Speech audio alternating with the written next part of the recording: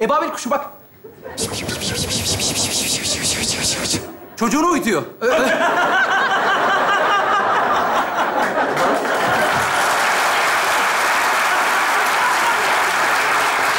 Bak bak.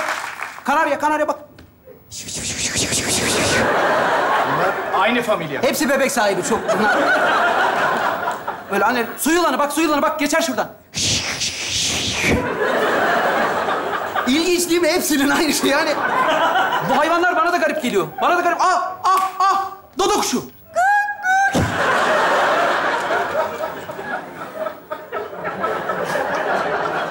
Dodo mu? Her şey istediğimiz gibi olmuyor hayatta yani. Böyle bir şey var. Ornitorenk, gel.